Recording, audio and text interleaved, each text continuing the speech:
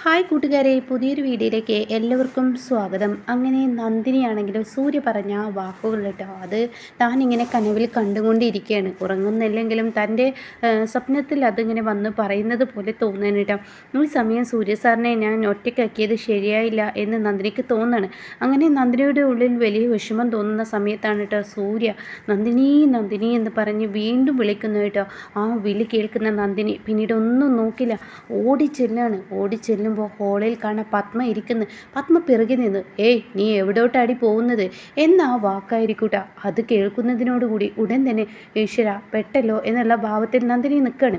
പിന്നീടാണെങ്കിൽ എങ്ങോട്ടാടി പോകുന്നത്? അത് സൂര്യ സാർ എന്നെ വിളിക്കുന്നു, ഞാനൊന്ന് അങ്ങോട്ടേക്ക് പോട്ടെ എന്ന് ചോദിച്ചവിടെ തന്നെ വേണ്ട പോണ്ട എന്ന് പറയാൻ കേട്ടോ. ഇത് കേൾക്കുന്നതിനോടുകൂടി ഉടൻ തന്നെ നന്ദിനി പറയണം, പ്ലീസ് എന്നെ സൂര്യ സാർ വിളിക്കുന്നു. സൂര്യ സാറിന് തീരെ സുഖമില്ലാത്ത സമയമല്ലേ ഈ സമയം, സാറിനെ ഇങ്ങനെ ഇനി എൻ്റെ മകന് എന്തുണ്ടെന്നുള്ള നീ എന്നെ പഠിപ്പിക്കാൻ നിൽക്കേണ്ടടി.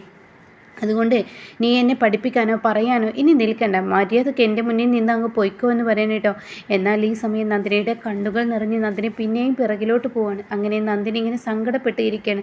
എന്നാൽ ഈ സമയം വിജയ് ആണെങ്കിലും കിടക്കാനുള്ള ആ ഒരു നേരമായിരിക്കുകയാണ്. അപ്പോൾ വിജയ് ആണെങ്കിലും ഈശ്വര എന്തൊരു കിടത്തമാണ്, കിടക്കയിൽ കിടക്കുന്ന ഞാൻ ഇന്നിപ്പോൾ ഈ ഹോളിൽ ഈ വാതിൽക്കൽ ഒരു പായൽ കിടക്കുന്ന അവസ്ഥ വരുന്ന വല്ലാത്തൊരവസ്ഥ തന്നെയാണ് എനിക്ക് വന്ന് കിട്ടിയിരിക്കുന്നത് എന്നിങ്ങനെ വിജയ് പറയുമ്പോൾ വീണ്ടും നന്ദിനി നന്ദിനി എന്ന് പറഞ്ഞിട്ട് സൂര്യ വിളിക്കാൻ കേട്ടോ.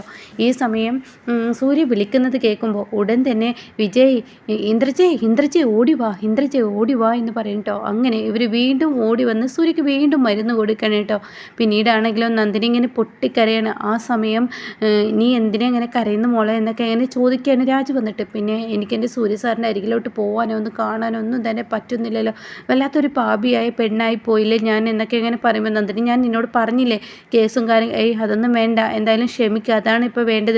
എനിക്കെന്നെ സൂര്യ സാറിനെ കാണാൻ നീ അങ്ങനെ വിട്ടുകൊടുക്കുന്നത് കൊണ്ടാണ് ഈ പ്രശ്നങ്ങളെല്ലാം വരുന്നതെന്ന് പറയാം കേട്ടോ. ആ സമയം കാണാം ഇന്ദ്രജ താഴോട്ട് വരുന്നു കേട്ടോ. ഇന്ദ്രജ താഴോട്ട് വരുമ്പോൾ പത്മ അവിടെ ഇരിക്കുന്നതാണ് കാണുന്നത്. അപ്പോൾ ഉടൻ തന്നെ പത്മ ഇങ്ങനെ ഉമ്മറപ്പടിയിൽ തന്നെ കസേരയിട്ട് ഇരിക്കുകയാണ്. ഒരിക്കലും അവൾ സോഫയിൽ തന്നെ ഇരിക്കുകയാണ്. കാരണം ഒരിക്കലും സൂര്യയെ കാണാൻ അവൾ പോകരുത്, ഇന്ന് രാത്രി അവൾ പോവും എന്ന് മനസ്സിലാക്കി തന്നെ കേട്ടോ.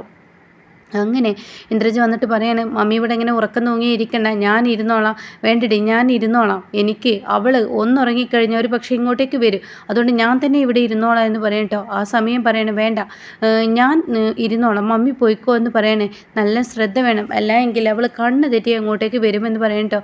ഇതേ സമയം രാജുവിൻ്റെ മുന്നിൽ കരഞ്ഞത് കൊണ്ട് തന്നെ രാജു പറയണേ എന്തെങ്കിലും ഒരു വഴി കിട്ടുമോ എന്ന് ഞാൻ ഒന്ന് പോയി നോക്കി നോക്കട്ടെ, എല്ലാവരും ഇപ്പോൾ ഉറങ്ങിയിട്ടുണ്ടാകും, കുറച്ച് നേരം ആയല്ലോ എന്ന് പറഞ്ഞിട്ട് പോവുകയാണ്. ഈ സമയം രാജു ആണെങ്കിലോ സൂര്യയുടെ റൂമിലോട്ട് കയറാൻ പോകുന്ന സമയത്ത് വിജയ് വാതിൽ പടിക്കെ തന്നെ കിടക്കുന്നുണ്ടല്ലോ.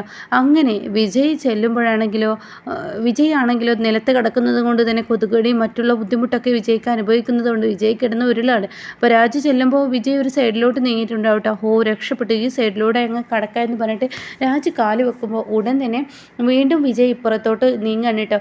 അങ്ങനെ രക്ഷപ്പെട്ടു. എന്നാൽ ഈ വഴി ഇയാൾ ഉറക്കത്തിലും വലിയൊരു ബുദ്ധിമുട്ടാണല്ലോ എന്ന് പറയുന്ന സമയത്ത് രാജു ഈ സൈഡിലൂടെ പോകാമെന്ന് പറയുമ്പോൾ വിജയ് കാണാൻ എണീറ്റിരിക്കുന്നു കേട്ടോ. അപ്പോൾ വിജയ് എണീറ്റിട്ട് ഇരുന്ന ഉടനെ അയ്യോ എന്നെ കണ്ടല്ലോ എന്ന ഭാവത്തിൽ രാജു നോക്കുമ്പോൾ വിജയ് അതുപോലെ അങ്ങ് കിടക്കുകയും ചെയ്യാണ് കേട്ടോ.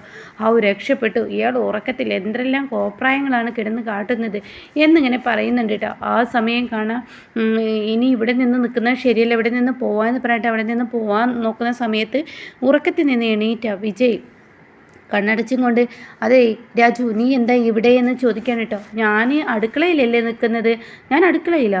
അതേ വിജയ് അടുക്കളയിലല്ലേ പായിട്ടിരിക്കുന്നത്, എനിക്ക് അടുക്കളയിലല്ലേ പണി. അത് കേട്ടിടുന്ന തന്നെ എന്തൊക്കെയാണ് താൻ പറയുന്നത്, ഞാൻ അടുക്കളയിലൊന്നല്ല, ഞാൻ സൂര്യയുടെ വാതിൽ പഠിക്കാൻ അല്ല, ഇത് അടുക്കളയാണ്, ഞാനിതാ സാമ്പാർ വെക്കുന്നത് എന്നൊക്കെ ഇങ്ങനെ പറയാൻ കേട്ടോ. ഈ സമയം വേഗം രാജു അവിടെ നിന്ന് പോവാണ്. പിന്നീട് നന്ദിനിയുടെ അരികിലോട്ട് ചെല്ലാണ്. അപ്പം നന്ദിനി ചോദിക്കുകയാണ് എന്തായി സൂര്യ സാറിനെ കാണാൻ പറ്റിയോ, എന്താ അവസ്ഥ എന്നൊക്കെ ചോദിക്കുമ്പോൾ കാണാൻ പറ്റിയില്ല, അയാൾ അങ്ങോട്ടും ഇങ്ങോട്ടും കടക്കാൻ സമ്മതിക്കുന്നില്ല, അയാൾ ഉറക്കത്തിലാണെങ്കിലും വല്ലാത്തൊരു കഷ്ടം പിടിച്ച മനുഷ്യൻ തന്നെയാണിത്, ഏത് സമയത്തും മറ്റുള്ളവർക്ക് ഉപദ്രവമാണെന്നൊക്കെ പറയണം. എന്തായാലും നന്ദിനി നീ ഇങ്ങനെ ഈ രാത്രിയിൽ ഈ തണുപ്പത്തിരിക്കേണ്ട, വാ നമുക്ക് ഈ സിറ്റ് ഔട്ടിലോട്ട് ഇരിക്കാം എന്ന് പറഞ്ഞിട്ട് ബാഗൊക്കെ എടുത്ത് രാജു നന്ദിനിക്ക് കൂട്ടുകിടക്കാണ്. പക്ഷെ നന്ദിനി കിടക്കില്ല. നന്ദിനി ഉമ്മറപ്പടിയിൽ ഇങ്ങനെ ചാരിയിരിക്കണം. എന്താ മോളെ നീ അവിടെ ഇങ്ങനെ ഇരിക്കുന്നു, ഈ തിണ്ണയിലൊന്ന് കിടക്കാൻ നോക്കിയെന്ന് പറയുമ്പോൾ ഇല്ല എനിക്ക് ഉറക്കം കിട്ടില്ല, സൂര്യ സാറിൻ്റെ അവസ്ഥ എന്തെന്നറിയാതെ എനിക്ക് ഉറക്കം കിട്ടില്ല, സൂര്യ സാർ ഓരോ വിളിക്കുമ്പോഴും കുറച്ച് നിമിഷങ്ങൾ ആ വിളി കേൾക്കുന്നുള്ളൂ. പിന്നീട് സൂര്യ സാറിന് എന്ത് സംഭവിക്കുന്നു എന്ന് പോലും അറിയാൻ കഴിയുന്നില്ല. അതിനർത്ഥം എന്താണ്? സൂര്യ സാറിനെ ഇവർ കിടത്തുകയാണ്, എന്തോ ഒരു മരുന്ന് കൊടുക്കുന്നുണ്ട് എന്നൊക്കെയാണ് പറയാൻ കേട്ടോ. അങ്ങനെ കുറച്ച് നിമിഷങ്ങൾ അങ്ങ് കഴിഞ്ഞ് രാജു ഉറക്കത്തിലോട്ട് പോയി. നന്ദിനിക്ക് ഉറക്കം കിട്ടുന്നില്ല. നന്ദിനിയുടെ കണ്ണ് നിറഞ്ഞു പോവുകയാണ്. നന്ദിനി വീണ്ടും സൂര്യയെ കാണാൻ പതിയെ ഇങ്ങനെ പതുങ്ങി അകത്തോട്ട് കയറുമ്പോൾ ഉമ്മറപ്പടി അങ്ങ് ചവിട്ടി കോണിയുടെ സ്റ്റെപ്പ് അങ്ങ് ചവിട്ടുന്ന സമയത്ത് പത്മ പിറകിൽ നിന്ന് വിളിക്കണേ, എടി നിന്നോടല്ലടി പറഞ്ഞത് എൻ്റെ മകനെ കാണാൻ പാടില്ലെന്ന്, എന്നിട്ട് നീ എന്തിനാ? പ്ലീസ് മാഡം, ഞാനൊന്ന് കണ്ടോട്ടെ സൂര്യ സാറിനെ ഈ അവസ്ഥയിൽ, മാറി നിന്ന് കണ്ടോട്ടെ. എടി ഞാൻ കഴുത്തിനിരിക്കും, നിന്നെ കൊല്ലണ്ട എന്നുണ്ടെങ്കിൽ മര്യാദക്ക് നീ ഇവിടെ നിന്ന് ഇറങ്ങിപ്പോയെന്ന് പറഞ്ഞിട്ട് നന്ദിനിയെ ഇറക്കി വിടണം കേട്ടോ. അങ്ങനെ നന്ദിനിയാണെങ്കിലോ തൻ്റെ സങ്കടം സഹിക്കാനാവാതെ, തനിക്ക് ആപത്ത് ഘട്ടത്തിൽ സൂര്യയെ നോക്കാനാവാതെ ആ ഒരു വിഷമത്തോടു കൂടി നന്ദിനി ഇങ്ങനെ കരഞ്ഞും കൊണ്ടിരിക്കുകയാണ് കേട്ടോ. ആ സമയം കാണാം പത്മക്ക് പെട്ടെന്ന് യതീന്ദ്രൻ്റെ ഫോൺ വരുന്നു. യതീന്ദ്രൻ്റെ ഫോൺ വന്നിട്ട് യതീന്ദ്രൻ ചോദിക്കുകയാണ്, അല്ല പത്മ, എന്താ നന്ദിനിയുടെയും രാജുവിൻ്റെയും ഫോൺ അടിച്ചിട്ട് കിട്ടാത്ത? നിങ്ങളിപ്പോൾ എന്നോട് അത് ചോദിക്കാനാണ് വിളിച്ചത്? നിങ്ങളുടെ മകൻ്റെ ഞാൻ മകൻ്റെ വിവരങ്ങൾ അറിയാനാണ് നന്ദിനിക്ക് വിളിച്ചത്. അവൻ്റെ പെറ്റമ്മ ഇവിടെ ഉണ്ടാകുമ്പോൾ എവിടുന്ന് കയറി വന്ന ഒരു പെണ്ണിനോടല്ല നിങ്ങൾ വിവരങ്ങൾ അന്വേഷിക്കേണ്ടത്, എന്നോടാണ് നിങ്ങൾ അന്വേഷിക്കേണ്ടതെന്ന് ചോദിക്കാൻ കേട്ടോ. ആ സമയം എന്താ നീ ഇങ്ങനെയൊക്കെ സംസാരിപ്പിക്കുന്നത്? ഞാൻ എങ്ങനെ സംസാരിക്കണം? എൻ്റെ മകൻ ഈ ആപത്ത് ഘട്ടത്തിൽ കിടക്കുമ്പോൾ എനിക്കിവിടെ മനസ്സമാധാനത്തോടു കൂടി ഇരിക്കാൻ കഴിയുന്ന നിങ്ങളുടെ തോന്നൽ എന്നാൽ എനിക്കത് കഴിയില്ല, എന്നെക്കൊണ്ടത് കഴിയില്ല. അതുകൊണ്ട് തന്നെ ഞാൻ നിങ്ങളുടെ മകനെ നോക്കില്ലെന്ന് തോന്നലുണ്ടോ? അതുകൊണ്ടാണ് അവർക്ക് വിളിച്ചത്. അല്ല, നീ ഇപ്പോൾ ഇതൊക്കെ പറയാൻ എത്രമാത്രം ദേഷ്യപ്പെടുന്ന എന്തിനാ? നന്ദിനിയുടെയും രാജുവിൻ്റെയും ഫോണിലോട്ട് വിളിച്ചാൽ കിട്ടുന്നില്ല. എൻ്റെ ബലമായ സംശയം നീയും എല്ലാവരും കൂടി നന്ദിനിയെ ആ വീട്ടിൽ നിന്ന് ഇറക്കി വിട്ടോ? ഓ, നിങ്ങൾക്കിനിപ്പോൾ ആ സംശയമാണല്ലേ? എന്നാൽ ആ സംശയം ഇപ്പം തന്നെ ഞാനങ്ങ് തീർത്ത് തരാമെന്ന് പറഞ്ഞിട്ട് നന്ദിനി സിറ്റ് ഔട്ടിൽ ഇങ്ങനെ ഇരിക്കുന്നുണ്ടാവും കേട്ടോ. അത് വീഡിയോ ക്യാമറയിലൂടെ ഇങ്ങനെ കാണിച്ചു കൊടുക്കുകയാണ്. ഇതാ നന്ദിനി ഇതാ ഇരിക്കുന്നതെന്ന് പറയട്ടോ. ഇതേ സമയം ഇതെന്താ അവളെ എവിടെ ഇരിക്കുന്നു? ഇനിയിപ്പോൾ ഞാൻ അതും അന്വേഷിക്കണോ? അവൾക്ക് അവിടെ ഇരിക്കാൻ തോന്നിയിട്ടുണ്ടാവും, അതുകൊണ്ട് അവിടെ ഇരിക്കുന്നു എന്ന് പറയട്ടോ. എന്നാ ഇത്ര പോരെ, അവളിവിടെ ഉണ്ട് എന്ന് നിങ്ങൾക്ക് ഞാൻ വിവരം അറിയിച്ചു എന്ന് പറഞ്ഞിട്ട് ഫോണ് പെട്ടെന്ന് കട്ട് ചെയ്യാണ്. ഈ സമയമാണെങ്കിലോ യതീന്ദ്രൻ്റെ മനസ്സിൽ എന്തൊക്കെയോ സംശയങ്ങൾ തോന്നുകയാണ്. യതീന്ദ്രന് എന്തോ അവിടെ നടക്കുന്നുണ്ടെന്ന് മനസ്സിലാക്കുകയാണ്. പിന്നീടാണെങ്കിലോ ഇപ്പുറത്ത് ആ ഒരു നിമിഷങ്ങൾ കഴിഞ്ഞു പോയിരിക്കുകയാണ്. നന്ദിനി ഉറക്കമില്ലാതെ ഇങ്ങനെ ഇരിക്കുകയാണ്. അങ്ങനെ ടെൻഷൻ അടിച്ചും കൊണ്ട് നേരം വെളുക്കുന്ന ആ ഒരു രംഗമാണ്. അപ്പോൾ രാജു ആണെങ്കിൽ ഉറക്കത്തിൽ നിന്ന് എണീക്കുകയാണ്. രാജു ഉറക്കത്തിൽ നിന്ന് എണീക്കുമ്പോഴും നന്ദിനി കാണാൻ കണ്ണും തുറന്നു വെച്ച് അവിടെ ഇരിക്കുന്നത്. അത് കാണുന്ന രാജു പറയണം, മോളെ നീ ഒരു പോളെ കണ്ണടച്ചില്ലേ എന്ന് ചോദിക്കുകയാണ്. ഉറക്കം കിട്ടില്ല, എനിക്ക് സൂര്യ സാറിനെ കാണാതെ എനിക്ക് ഉറക്കം കിട്ടില്ല, സൂര്യ സാറിൻ്റെ അവസ്ഥ ഒന്നും എനിക്കറിയില്ലല്ലോ എന്നൊക്കെ പറയുമ്പോൾ മോളിങ്ങനെ സങ്കടപ്പെടാതെ നമുക്ക് അകത്തോട്ട് പോകാമെന്ന് പറയുമ്പോൾ ഇല്ല, ഞാൻ അകത്തോട്ടില്ല എന്ന് പറയാം കേട്ടോ.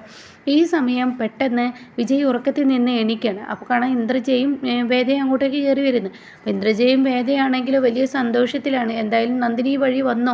അത് തന്നെയാണ്, ഞാൻ കിച്ചണിലാണ് കിടക്കുന്നത്, ഞാൻ ഈ സൂര്യയുടെ റൂമിന് മുന്നിലാണ് കിടക്കുന്നത്, എനിക്ക് മനസ്സിലാവുന്നില്ല. ഇന്നലെ ആ രാജു എന്നോട് പറയാണ് ഞാൻ കിച്ചണിലാണ് കിടക്കുന്നത്, സാമ്പാറിൻ്റെ മണം കിട്ടുന്നുമില്ല എന്നൊക്കെ ഇങ്ങനെ പറയുന്നുണ്ട് കേട്ടോ. ആ സമയം ഇന്ദ്രജ് പറയണേ, ഇതേ നിങ്ങൾ സൂര്യയുടെ റൂമിന് പിറകെയാണ്. അപ്പോൾ ഇവിടെ രാജു പറഞ്ഞു എന്നോട് ഞാൻ കിച്ചണിൽ, അപ്പോൾ രാജു ഇവിടെ വന്നിരുന്നു, അവന് വന്നതുപോലെ തോന്നുന്നു, ഇനി ഉറക്കത്തിലാണാവോ? അപ്പോഴേക്കും സൂര്യ നന്ദിനി എന്ന് പറഞ്ഞു ഉറക്കെ വിളിക്കാൻ കേട്ടോ. സൂര്യക്ക് തീരെ എണീക്കാൻ കഴിയുന്നില്ല. സൂര്യ ഇങ്ങനെ ബുദ്ധിമുട്ടിലായി തുടങ്ങാണ്. സൂര്യക്ക് വളരെ തളർച്ച വരികയാണ്. ഈ ഉറക്ക ഗുളിക കൊണ്ട് തന്നെ സൂര്യക്ക് അതിൻ്റേതായ ബുദ്ധിമുട്ടുണ്ട്. അപ്പോൾ കാലാണെങ്കിൽ വല്ലാതെ വേദനിക്കുന്നുണ്ട്. ഒരു കാല് പൊക്കി പിടിച്ച് നന്ദിനി എന്ന് പറഞ്ഞ് വിളിക്കുമ്പോൾ വിജയ് പറയണം, ഓ അയാൾ എണീറ്റു, ഇനിയിപ്പോൾ ഇവിടെ നിൽക്കാൻ സ്വസ്ഥതയുണ്ടാവില്ല, ഇന്ദ്രജി ഇനി വാ, നിങ്ങൾ പോയി കൈകാര്യം ചെയ്യുമെന്ന് അപ്പോഴേക്കും ഇന്ദ്രജി പറയാം. അപ്പോൾ വേദ പറയണേ, അളിയൻ പോയി കൈകാര്യം ചെയ്യുമെന്ന് പറയട്ടെ വിജയോട് പറയണം. അപ്പോൾ വിജയ് പറയണേ, അയ്യോ എനിക്കൊറ്റയ്ക്ക് അവനെ നിയന്ത്രിക്കാനൊന്നും പറ്റത്തില്ല, നിങ്ങളും കൂടി വാ എന്ന് പറയണേ. അങ്ങനെ ഇവർ 3 പേരും ചെല്ലാണ് കേട്ടോ. ഈ സമയം നന്ദിനി നീ വാ എന്ന് പറഞ്ഞിങ്ങനെ വിളിക്കുകയാണ് കേട്ടോ. ആ സമയം ഉടൻ തന്നെ, ഇല്ല നന്ദിനി ഇവിടെ ഇല്ലെന്ന് ഞാൻ പറഞ്ഞില്ലേ, എന്തിനാ നീ വെറുതെ നന്ദിനിയെ വിളിക്കുന്നത്, അവൾ നിന്നെ ഇട്ടേച്ച് പോയി എന്ന് പറയും കേട്ടോ. നിങ്ങളൊന്നും എൻ്റെ കണ്ണിൻ്റെ മുന്നിൽ നിന്ന് പോകുന്നുണ്ടോ? എൻ്റെ നന്ദിനിക്ക് അങ്ങനെ എന്നെ ഇട്ടേച്ച് പോകാൻ പറ്റില്ല എന്ന് പറയും കേട്ടോ. അപ്പോൾ ആ സമയം പത്മ പറയണേ, പത്മ അങ്ങോട്ടേക്ക് കയറി വരുന്നുണ്ട്. എന്നിട്ട് പത്മ പറയും, ഇട്ടേച്ച് പോയെന്ന് പറഞ്ഞാൽ ഇട്ടേച്ച് പോവുക തന്നെ ചെയ്തു, അവളുടെ പണി നോക്കി ചോദിക്കുക, നീ എന്തിനാ ഇല്ലാത്തവരെ ഇങ്ങനെ വിളിച്ചും കൊണ്ടിരിക്കുന്നത്, നന്ദിനി നന്ദിനി എന്ന്, നിനക്ക് എന്താ ആവശ്യം, അതുകൊണ്ട് പറഞ്ഞാൽ പോരെ. അപ്പോൾ സൂര്യ പറഞ്ഞു, നിങ്ങളൊക്കെ എന്നെ മുന്നിൽ നിന്ന് പോയി തരൂ മമ്മി, ഇവന് ഇതന്നെ പണി, 24 മണിക്കൂർ നന്ദിനി നന്ദിനി. നന്ദിനിക്ക് ഇവനോട് സ്നേഹമില്ലാത്ത നമുക്ക് എന്ത് ചെയ്യാനാണ്, ഇങ്ങനെ ഒരു ആപത്ത് ഘട്ടത്തിൽ അവൾ ഇട്ടേച്ച് പോവുകയാണ് ചെയ്തത്. നമ്മൾ ഇവനിക്ക് വേണ്ടി എല്ലാ കാര്യങ്ങളും ചെയ്ത് കൂട്ടുമ്പോൾ നമ്മൾക്ക് ഒരു വിലയും നിലയും ഇവൻ തരുന്നില്ല എന്നൊക്കെ ഇങ്ങനെ പറയട്ടെ. ആ സമയം പത്മ പറയണേ, നീ നോക്കുന്നവർക്ക് നന്ദി പ്രകടിപ്പിച്ചില്ലെങ്കിലും നീ ഒന്നും മിണ്ടാതിരിക്കുന്നുണ്ടോ, നിൻ്റെ ആരോഗ്യം മെച്ചപ്പെടുത്തുക എന്നുള്ളത് അമ്മയായും പെങ്ങന്മാരായ ഞങ്ങളുടെ ഉത്തരവാദിത്തമാണ്. അതുകൊണ്ട് പോയവരെ ചൊല്ലി നീ ഇങ്ങനെ വെറുതെ വിളിച്ചും കൊണ്ടിരിക്കണ്ട. അപ്പോൾ സൂര്യ പറയണേ, എൻ്റെ നന്ദിനി അങ്ങനെ എന്നെ ഇട്ടേച്ച് പോവില്ല, നന്ദിക്ക് അങ്ങനെ കഴിയില്ല, നീ ഒന്ന് ഞാൻ പറയുന്നത് കേൾക്ക്, ഇത്രയും വിളിച്ചിട്ട് അവൾ വിളി കേൾക്കുന്നില്ലെങ്കിൽ നിനക്ക് കുറച്ചെങ്കിലും ബുദ്ധി ഉണ്ടെങ്കിൽ നീ ചിന്തിക്ക്, അവളൊന്നും വരില്ല, അവൾക്ക് കിട്ടിയ അവസരം നീ തളർന്നെന്ന് മനസ്സിലാക്കിയപ്പോൾ അവൾ പോയി എന്ന് പറയട്ടോ. എന്നാൽ നന്ദിനിയാണെങ്കിലോ ഒരു നിമിഷം സൂര്യയുടെ വിളി കേട്ട് തനിക്ക് പുറത്തിരിക്കാൻ കഴിയുന്നില്ല.